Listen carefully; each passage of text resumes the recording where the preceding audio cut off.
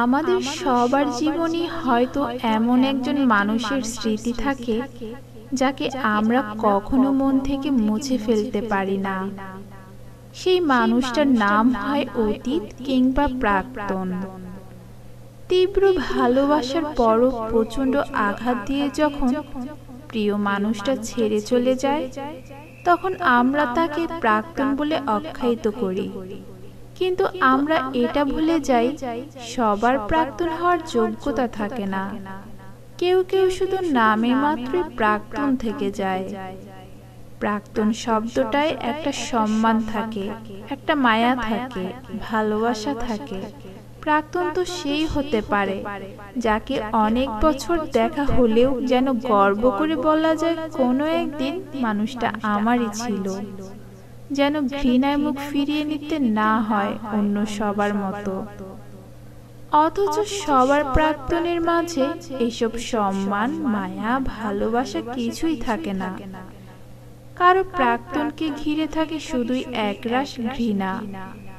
কেউ কেউ প্রাক্তনের নাম শুনলে এমন ভাবে মুখ ফিরিয়ে নেয় যেন দেখে মনে হয় মানুষটাকে সে কখনো দেখেনি, চিনেও না।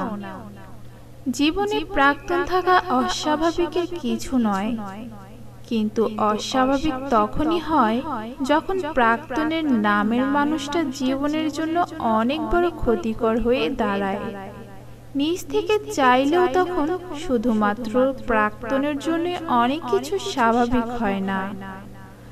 ভালোবাসার মানুষটা প্রাক্তন হলেও অতটা কষ্ট লাগে না যদি মানুষটার উপর সম্মান রাখতে পারা যায়।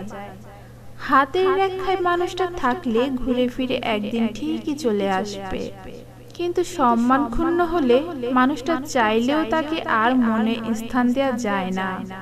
বিচ্ছেদের পরও কেউ কেউ প্রাক্তনকে ভালোবেসে যায়, আবারও ফিরে পাবার আশায়। কেউ আবার অপেক্ষা করে যায় বছরের পর বছর। কেউ স্মৃতি আঁকড়ে ধরে বেঁচে থাকতে চায়, কেউ বা পুরনো স্মৃতি ভুলে থাকার জন্য নতুন স্মৃতির মায়ায় নিজেকে জড়িয়ে নেয়। সম্পর্কের বিচ্ছেদ সব সময় যে দুজনের ইচ্ছায় হয় এমনটা ভাবা ভুল।